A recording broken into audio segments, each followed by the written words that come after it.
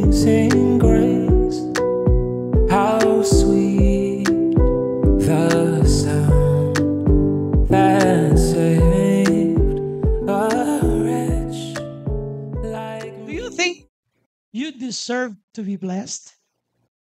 Sa inyong palagay ba kayo ay karapat-dapat lang na pagpalain? Bago kayo sumagot, may tatanong pa akong kasunod. Kung kayo ay karapat-dapat pagpalain, anong kay mo para magsabi na dapat kang pagpalain? At anong grounds? Ano yung mga ugat na alam mo mga kadahilanan upang ikaw ay pagpalain? Ngayon, kung meron ka ng mga sagot yan, ito uli yung isa ko pang tanong. Kung ikaw nga ay karapat-dapat pagpalain, ang tanong ko ngayong umaga, pinagpapala ka nga ba? Ngayon, kung sasabihin mong, oo, pastor, pinagpapala ako. Ang tanong uli, talaga? Talaga ba? Pinagpapala ka ba talaga? Alam niyo ba na may mga blessing barriers? May mga sagabal sa pagpapala? I call it blessing barriers. Na no matter how much you cry, no matter how much you do your best, still the blessings that you've been expecting are not coming your way. Hindi dumadating, hindi nangyayari sa buhay mo. And why do you think these blessings are not being experienced by the Christians? Bakit ito hindi nararanasan ng mga Kristiyano, itong mga pagpapala na sinasabi natin? Ngayong umaga, gusto kong sabihin sa iyo na ang good news, you can break the blessing barriers ngayong umaga. Kaya mong wasakin ang mga sagabal sa mga pagpapala sa buhay mo.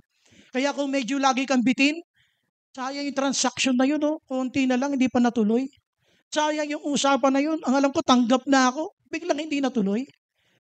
Anong nangyari? So the blessings that's supposed to be yours were hindered. The blessings that's supposed to be yours ay hindi mo naranasan kasi may barrier, may sagabal. So ngayon, wawasakin natin yung sagabal na yun. At yun pag-uusapan natin ngayong umaga. So ang theme natin today is breaking the blessing barriers. So breaking the blessing barriers. Lahat ng mga pagpapalang nararapat sa iyo ay dapat maranasan mo. Pero bakit siya parang nasasagabalan? Bakit parang siyang hindi nagtutuloy-tuloy? Parang yung blessing ko okay sa una pero bakit nawawala?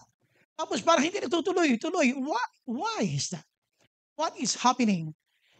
At kung minsan may mga prayers ka na sinagot, bakit yung ibang prayers mo walang sagot? Tapos ang ganda-ganda ng takbo ng Christian life mo. Akala mo yung mister mo, yung misis mo, yung tatay mo, yung nanay mo, tuloy-tuloy na maglilingkod sa Panginoon. Pero bakit nahinto?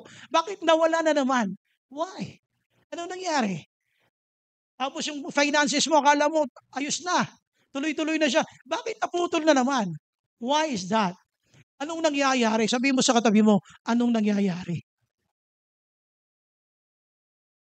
Today, we will identify the blessing barriers and how we should break it. Kasi hindi dapat masagabalan ang mga pagpapalang inilaan ng Diyos para sa iyo. Dapat yan ay tuloy-tuloy. Sabihin mo sa katabi mo, dapat tuloy-tuloy. Hindi niya narinig ilakas mo, sabihin mo, dapat tuloy-tuloy. Dapat tuloy-tuloy. Kaya nga, you have to break. You have to, sabihin natin, kailangan mong wasakin ang mga sagabal sa pagpapala. Sabihin mo sa katabi mo, makinig kang mabuti. Sabihin mo ulit, sabihin mo, wag mo akong kakausapin. Wag mo kakausapin, kasi makikinig ako mabuti. Now, the story went on in the life of Isaac sa panahon ni Abraham. Pagkatapos ng henerasyon ng ating kapatid na si Abraham, na siya ay dumanas ng tagutom, kung ano yung naranasan niya noon, dinanas din ng kanyang anak, yung henerasyon ng kanyang anak ni Isaac. Ngayon, yung tagutom na naranasan ni Abraham, naranasan ni Isaac. Ngayon, tandaan ninyo, hindi sila pinapupunta ng Panginoon sa Egypto. Huwag kang pupunta sa Egypt sapagkat muli kang magkakasala dyan. Ngayon, we have to read the scripture sa book of Genesis chapter 26. Sige, basahin natin. Genesis chapter 26. At ang sabi dito sa verse 1, if you have your Bibles, Genesis chapter 26, verse 1. Now, there was a time of hunger in the land. Yung hunger na yan, sa ibang salin ay famine. Matinting na gutom. Pero dito, binanggit lang niya, time of hunger. Sa ibang salin ng Bible, there was a famine. Ibig sabihin, extreme hunger. Sabi ng Bible. So, now there was a time of hunger in the land besides the time of hunger that happened during Abraham's life. Kasi yung pinag-uusapan dito, henerasyon naman ni Isaac. Tapos na yung taggutom na naranasan noong panahon ni Abraham. Ngayon, nagkaroon uli ng taggutom sa panahon naman ni Isaac. So Isaac went to the town of Gerar to see Abimelech, king of the Philistines. The Lord appeared to Isaac and said, "Don't go down to Egypt.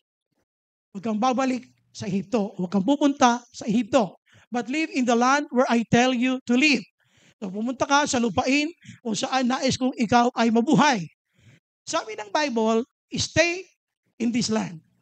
Saan nyo mabuti ang sabi niya, stay in this land and I will be with you and bless you. This is the most of the common problems of the Christians. We go to places that God did not ask you to go and then expect God's blessing. God will only bless you at the place where God asked you to go. Kaya minsan nagtataka ka, bakit wala akong blessing? Minsan may blessing ka, pero ba't hindi tuloy-tuloy? Because you're roaming around. Punta ka ng punta sa iba't ibang mga lugar na hindi naman pinapupuntahan sa iyo. Kaya sabi ni Lord, stay in this land and I will be with you and bless you. So the issue is not where that land was. The issue is you are with God. So when God is with you, wherever you go, the blessing is sure. Amen? O palapakan natin ang Panginoon. Ngayon, ang sabi ng Bible, ituloy natin, I will give you and your descendants all these lands. And I will keep the oath I made to Abraham your father. Tutuparin ko sa iyo ang pangako ko sa iyong ninuno, sa iyong ama na si Abraham. Sabi niya dito, I will give you many descendants. Dadami ang iyong lahi. As hard to count, as hindi mabilang as the stars in the sky. As the stars in the sky. Dadami ang iyong lahi kung paano hindi mabilang ang mga bituin sa kalangitan, ganun karami ang iyong magiging lahi. And I will give them all these lands. Okay, tuloy natin. Through your descendants, sa magitan ng iyong lahi, sabi niya, through your descendants, all the nations on the earth will be blessed. Sa pamamagitan mo at ng iyong mga lahi, pagpapalain ang sanlibutan. I will do this because, tandaan niyo ito ha, dito, inaalis ni Lord yung pagmamalaki sa iyo. Pagpapalain kita, hindi dahil sa iyo. Hindi dahil sa tatay mo. Para huwag kang magmalaki. I will bless you. Sabi niya, I will do this, meaning yung blessing you, I will do this because your father Abraham obeyed me. Tutuparin ko lang ang pangako ko sa tatay mo. Kaya kita magpapalain kasi yung tatay mo nakinig at masunurin. Napakalaking bagay pala na kapag ang tatay natin ay nakikinig sa Panginoon. Dala hanggang sa baba ng ating henerasyon ang pagpapala na yan. Pero kapag siya hindi nakinig, nabuhay siya sa pagsamba sa Diyos-Diyusan hanggang sa ikapat na salilahi, nandun din ang kanyang sumpa. Ay, sabi ng Bible, your father, sabi niya, obeyed my commands, my teachings, and my rules. So, Isaac stayed in Gerar. Nakinig siya. So, ginawa niya, sabi ni Lord, stay here. So, the Bible says, so Isaac stayed in Gerar. So, nag-stay siya. So, dito, pag binasa niyo ito, you can see how listening from the Lord will really give you so much blessing. So dito sabi ng Bible, yung kanyang asawa na si Rebecca na ipinagkait niyang asawa niya, nagsinungaling pa nga siya. Sabi nga, hindi, kapatid ko yan. Kasi nag-aalala siya na baka magustuhan ng mga Philistine na to, patayin siya, makuha lang ang asawa niya. Pinalabas niya, kapatid ko yan. Tuloy natin. His wife Rebecca was very beautiful. And the men of that place asked Isaac about her. Isaac said, she is my sister. Because he was afraid to tell them she was his wife. He thought they might kill him so they could have her. So nag-aalala siya, baka mamaya, alam nilang asawa ko, patayin nila kung makuha lang si Rebecca. Kaya sinabi niya, hindi, kapatid ko lang siya. So dito, sabi ng verse 8, Isaac lived there a long time. Tandaan nyo ha, what did he do? Isaac lived there a long time. Ano ang bunga ng pakikinig sa Diyos? Bukod sa pagpalain ka, He will give you the ability to live a long life. No. Sabi ng Bible, one day, verse 8, one day, as Abimelech, king of the Philistines, looked out his window. Habang nakatingin yung hari ng Palestine, si King Abimelech, nakita niya naglalambingan si Rebecca at si Isaac. Sabi niya rito, pinatawag niya si Isaac. Sabi rito ng Bible, he saw Isaac holding his wife Rebekah tenderly. Abimelech called for Isaac and said, "This woman is your wife." Kasi kung di mo itong asawa, bakit mo siya nilalambing ng ganyan? So ngayon, sumagot siya din dito. Sabi nga ni Abimelech, "Why did you say she was your sister?" Isaac said to you, "I was afraid you would kill me so you could have her." Takot lang ako kasi baka mamaya magustuhan niyo yung asawa ko, patayin niyo ako. So dito, nag-alala si Abimelech. Sabi niya, "What have you done to us? Ano itong ginawa mo sa amin? Isinubo mo kami. One of our men might have had sexual relations with your wife. Then, we would have been guilty of a great sin." Kaya ginawa niya, gumawa siya ng parang batas. So Abimelech warned everyone, anyone who touches this man or his wife will be put to death. Walang gagalaw dyan Walang gagalaw dyan. Sino mang makialam dyan kay Isaac at saka sa asawa niya, mamamatay. So dito, gusto ko lang ikikwento sa iyo ay, maba yan. We will be discussing parts of it mamaya sa dulo niyan. Hindi lang natin babasahin lahat.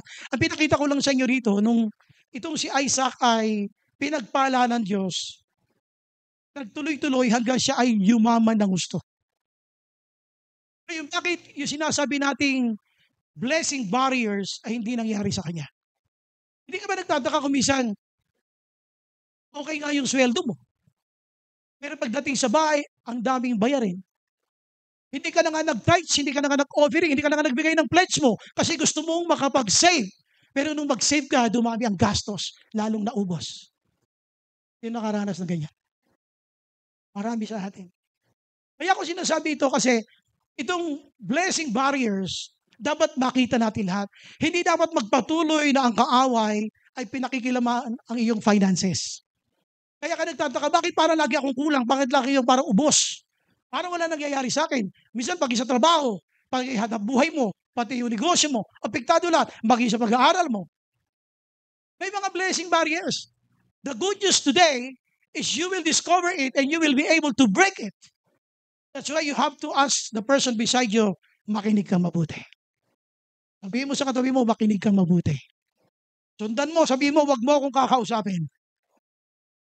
Yeah. So shall we bow our heads, please? Let us pray. Tayo manalangin. Father, we are so grateful and beyond thankful, Lord, for today. And Lord, we remember what you've done, Lord, sa Youth Camp. Thank you so much for your grace. Salamat, Panginoon, sa iyong biyaya. Salamat sa iyong banal na Espiritu. The glory belongs to you, Panginoon.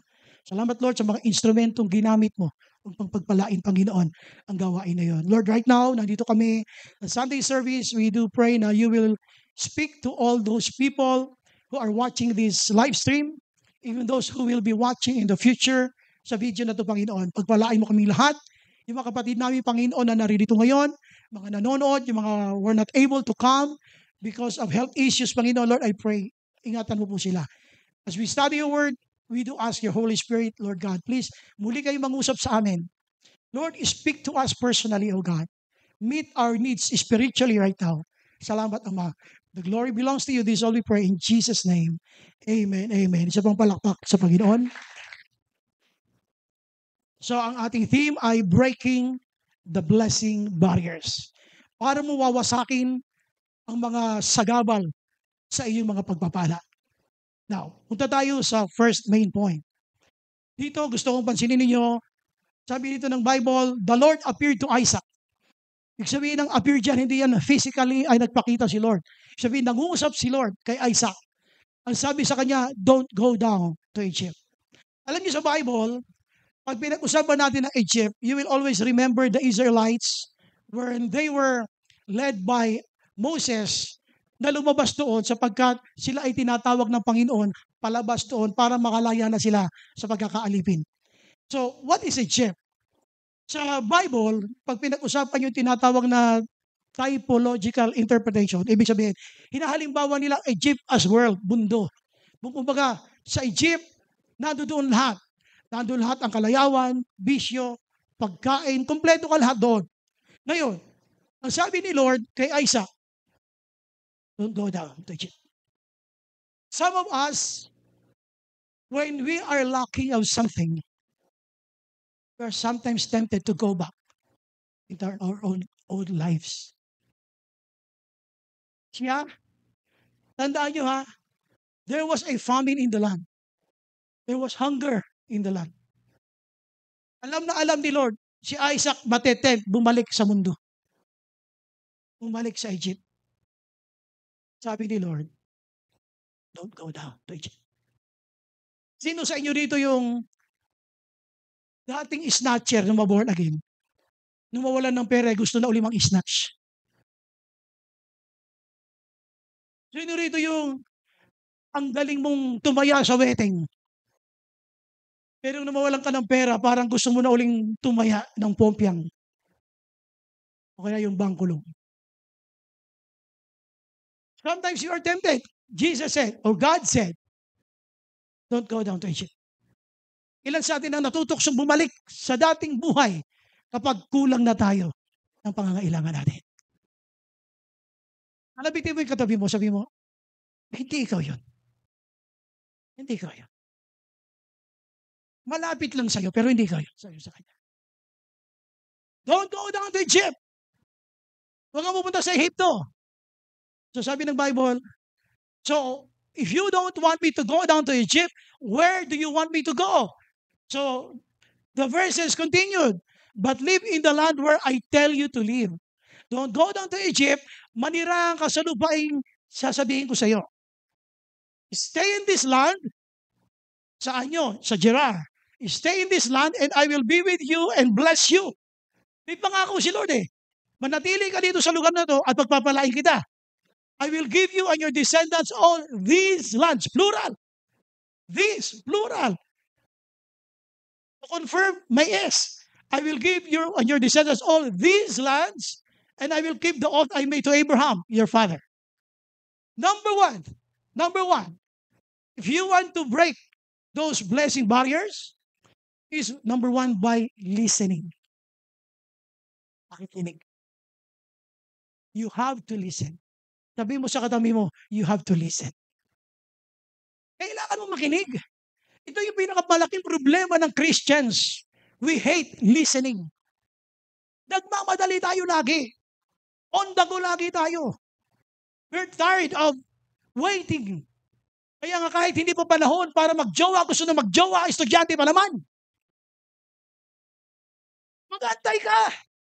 Pagtapos ka ng college, pag kaya mo na, sige, huwag kang magmadali.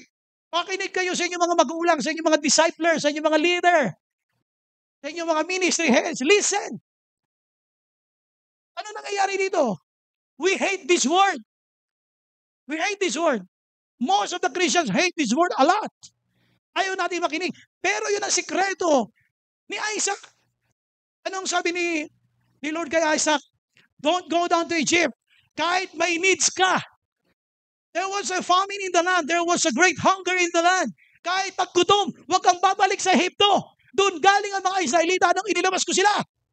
Don't go back to your old life.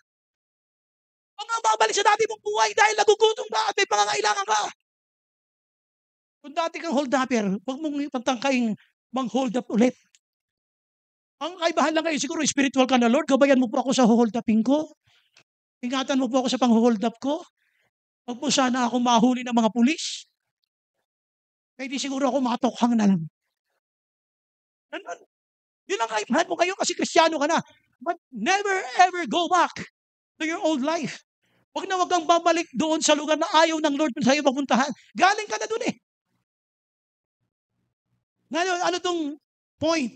Ang second main point natin, yung breaker ng na tinatawag natin blessing barrier. Bigyan natin ng katuwiran si Isaac. Bakit siya nagsinungaling? Bakit niya ipinagsinungaling, ikinubli na itong si Rebecca ay sinasabi niya kapatid ko. At itong si Rebecca hindi ko asawa. Pero bandang huli, nalaman asawa. So tama ba yun? Siyempre mali. Dahil nagsinungaling siya. Pero, ang iniisip niya, baka ako mapatay. Kadalasan naman talaga, pagka yung may concern sa iyong buhay, talaga matututo kang magsinungaling pag kinakailangan. Pero as it went on, habang ito'y nagpatuloy, mapapansin nyo, pinagpala ng Diyos si Isaac. Gusto ko tingnan nyo ito. Bakit siya nagsinungaling?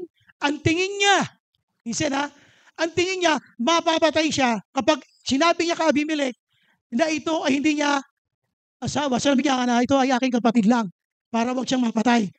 Ibig sabihin, iniisip niya mapapatay siya. Yung kapangyarihan ng Diyos para siya protektahan ay kanyang nilimitahan. At hanggang lumabas yung katotohanan na si Abimelech natuklasan na ito pala ay hindi lang niya basta sinasabing kapatid, kundi asawa pala.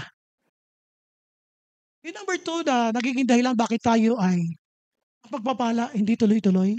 Hindi lang yung sabi natin, ano yung number 1? Listening, kundi yung limiting. You're putting God's limit. Ito yung limiting. So, nilimitahan niya ang kapangyarihan ng Diyos para siya maprotektahan. Minsan ganun tayo eh. Kung ano yung meron na tayo sa atin, we are too possessive. Gusto natin protektahan ng todo hanggang sa hindi mo alam nagkakasakala ka na pala sa iyong pagiging overprotective.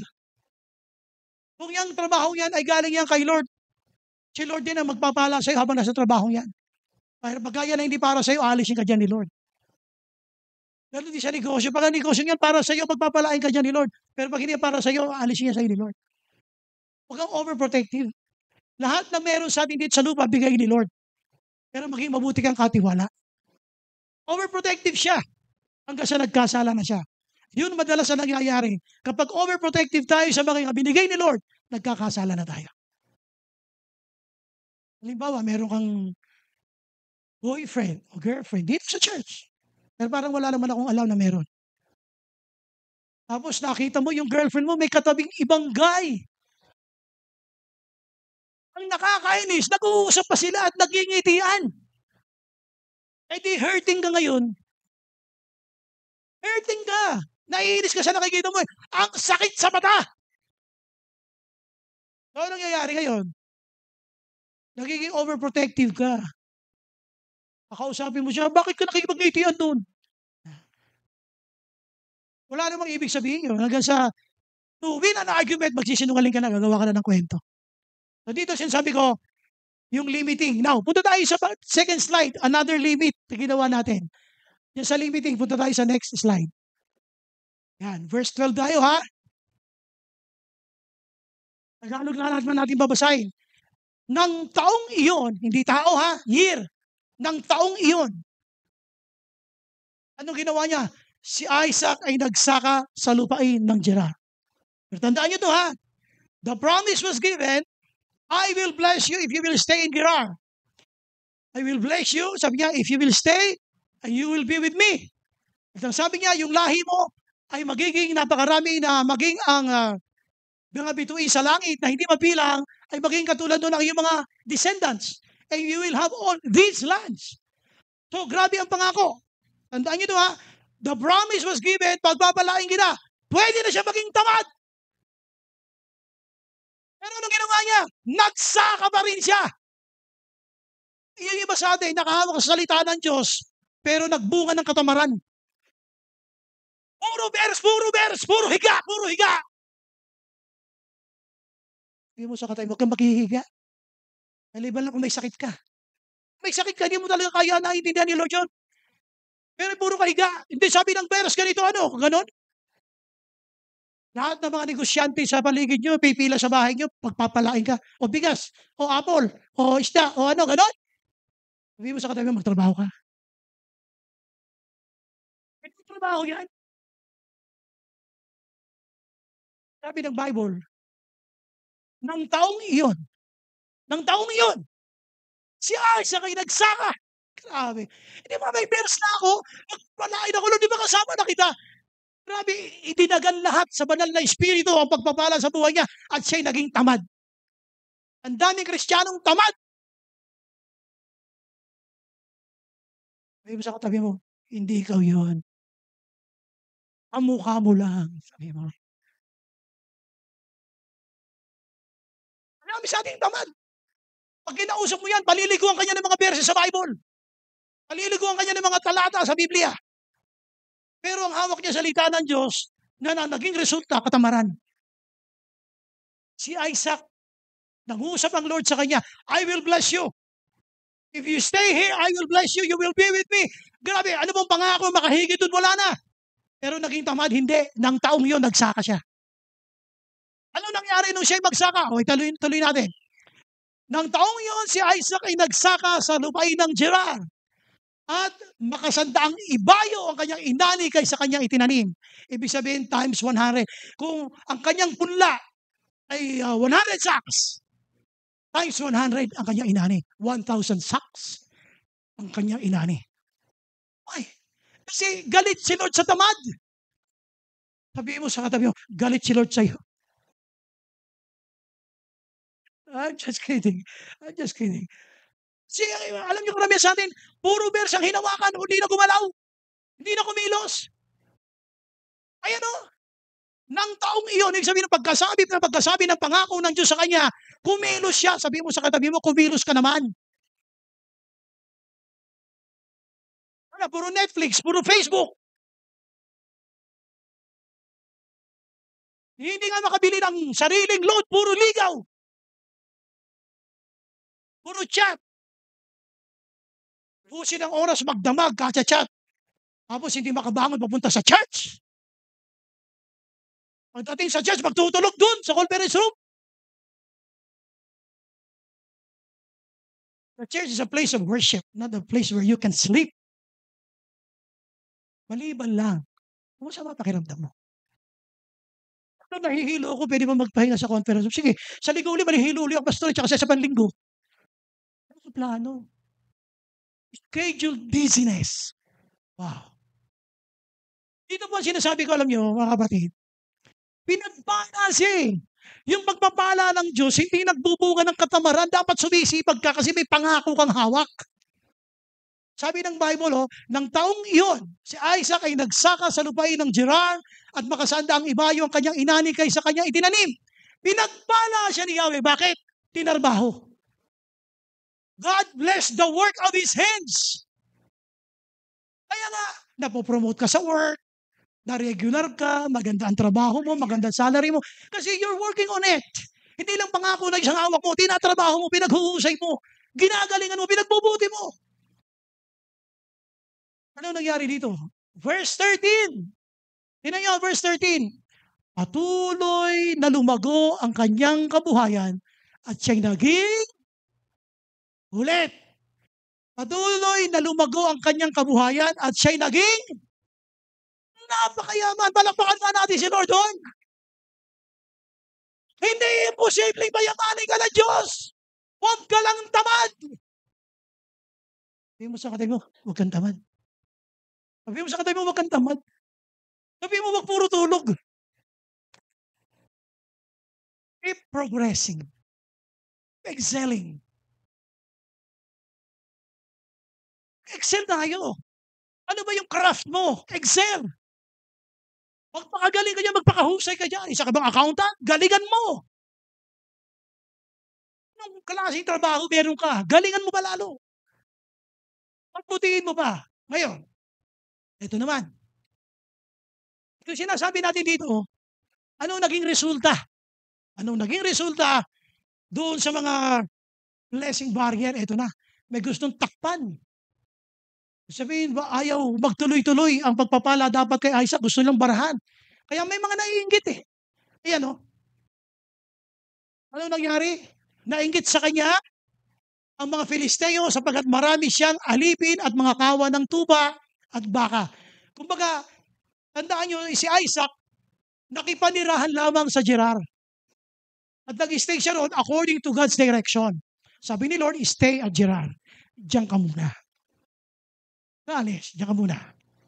So pinagpala siya ng lubos. Ngayon, yung mga tao doon na kung saan ay mga taga roon, samantalang siya dayuhan, mas yumaman pa siya kaysa mga taga roon. Ay nainggit sa kanya mga Filisteo. Nainggit sa kanya mga Filisteo sapagkat marami siyang alipin at mga kawan ng tupa at baka. Kaya ano ginawa nila doon sa mga balon na iniinuman ng kanyang mga hayop? Tinabunan nila ang mga balong ginawa ng mga alipin ni Abraham noong ito'y nabubuhay pa. Ibig sabihin, habang dumadani kasi yung kanyang mga tupa, yung kanyang mga hayop, the more they need water.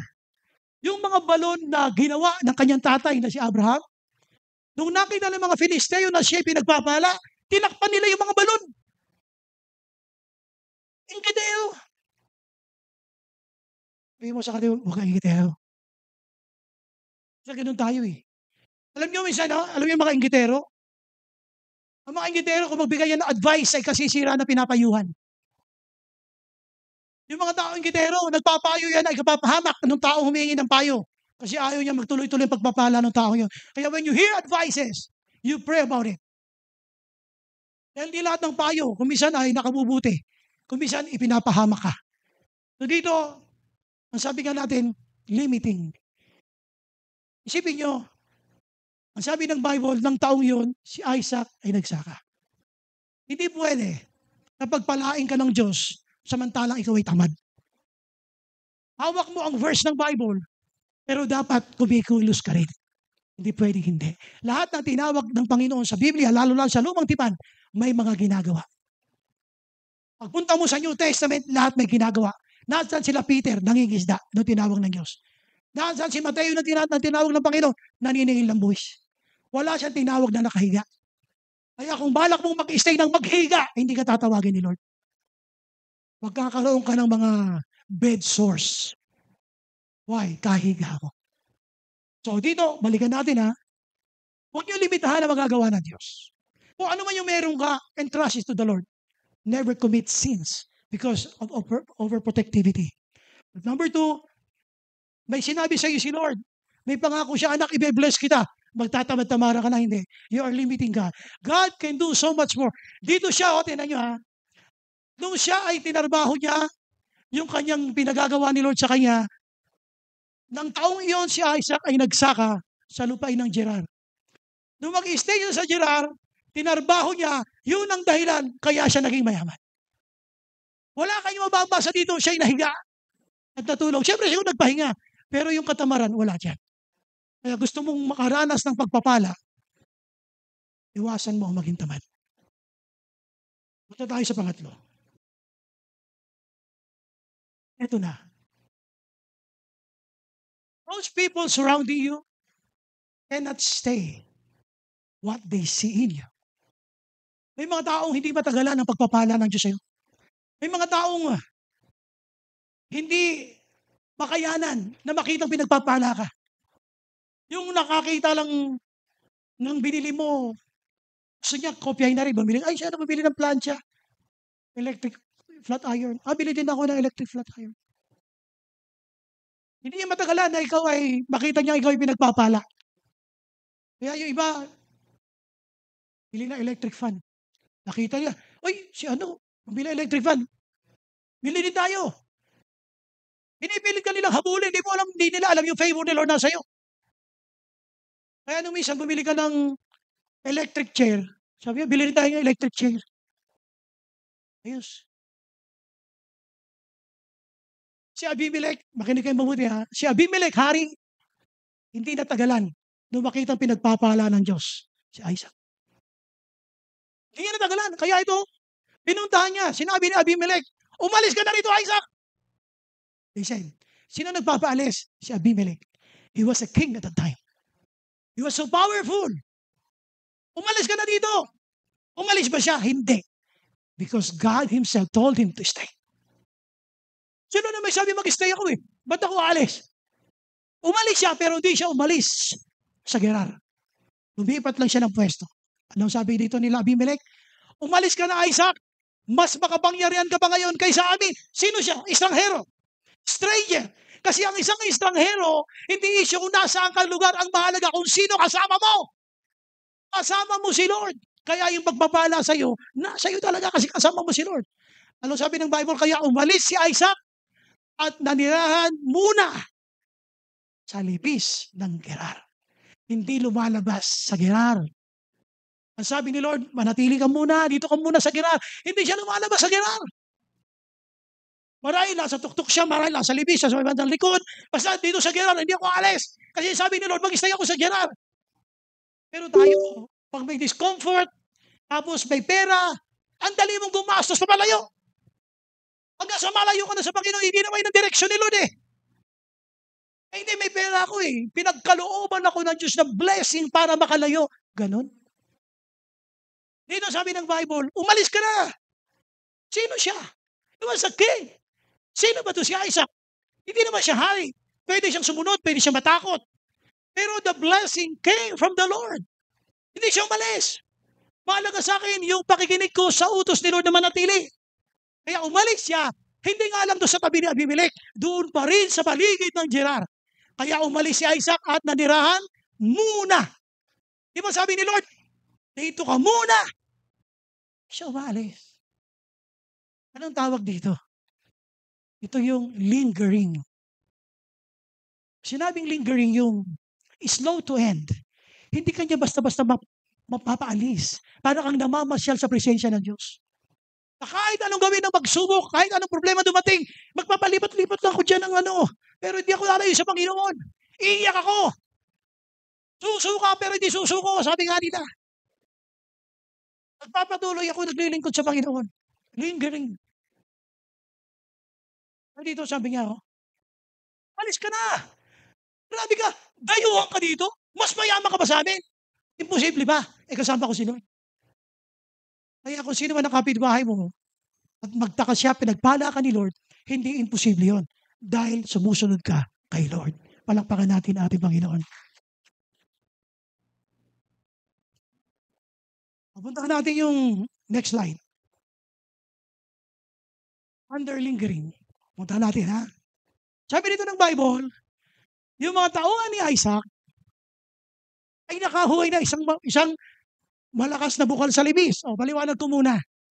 Di ba sabi ko sa inyo kanina, yung mga balon na ginawa ng tatay niya si Abraham, tinatakpan ng mga tauhan ni Abimelech para wag magamit. Ang ginawa nila ngayon, tinatakpan nyo, sige, hindi na kayo makipag-argumento dyan masyado. Maghukay na lang kami. Hahanap kami. Yun, nakahukay sila. Tingnan nyo, ha? Nakahukay sila. Ang mga tauhan ni Isaac ay nakahukay na isang malakas na bukal sa libis. Ngunit, nakipag-away ang mga pastol na taga-Gerar at inangkin ang bukal ng tubig na yon. May mga nang aagaw talaga ng blessing. May mga tao na yung blessing na tuloy-tuloy sa'yo, gusto nilang maharangan. Tinakpan nga nila yung butas ng mga balon. Tingnan nyo, ha? Kaya ang balong yon ay tinawag ni Isaac na balon ng away kasi nga nag-away sila dyan.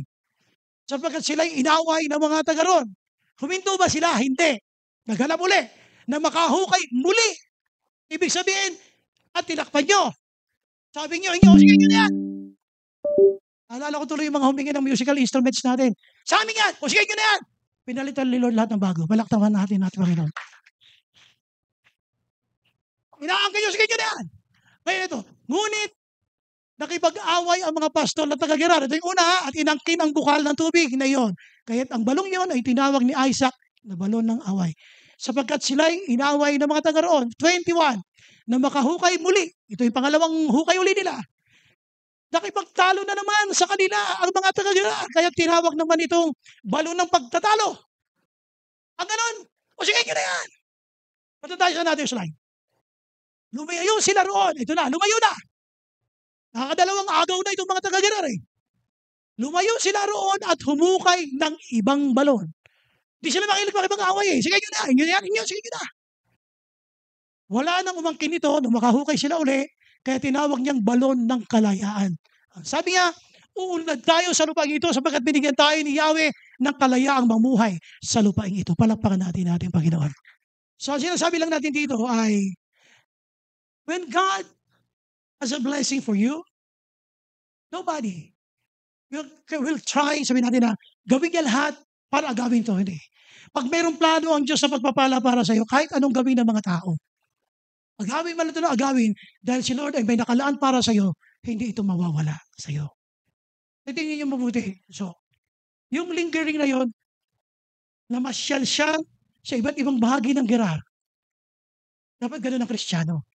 Pag hindi pwede dito, pero huwag kang alis sa presensya ng Diyos. Pwedeng sa Burol, pwede sa Dalisdis, basta Gerar pa rin. Okay, dito ako. Sa church, hindi ako pwede sa ministry to, hindi dito ako, basta sa church pa rin. Hindi dito ako dapat, hindi nga, dito dyan ako. Basta dyan pa rin. At silang galing.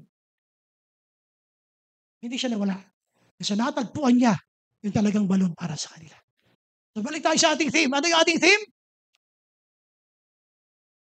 Ulitin natin. Children, ulitin natin. Ano yung ating theme? So, breaking the blessing barriers. Number 1, listening. Number 2, limiting. And number 3, lingering. Alam nyo, hindi bali mawala kayo, wag lang sa presensya ng Diyos. Bali-baligaw ka, wag ka lang maliligaw. Papalayo sa presensya ng Diyos. So, punta natin yung ating conclusion. It's difficult to linger in the presence of God if you did not hear the Word of God. Mahirap manatili sa presensya ng Diyos kung wala kang narinig na salita ng Diyos. Kaya nakatagal si Isaac. Kahit ang daming pagsubok sa loob ng Gerar. Because he listened. He heard the Word of God. God said, stay in Gerar. Kaya kahit na ano mangyari sa Gerar, may kaguluhan, may trials, may pagsubok, nanatili siya. At naging dahilan yun para siya maging napakayaman. Hindi siya umalis sa Gerar. Hindi siya lumayo sa Gerar. Kasi sabi ni Lord, anak, dito ka muna. Huwag kang aalis pag walang sinasabi si Lord. Huwag kang pupunta sa ibang lugar na walang pahintulot ang Diyos. Kung gusto mo pagpalain ka ng Panginoon, sumunod ka at makinig sa salita ng Diyos. Amazing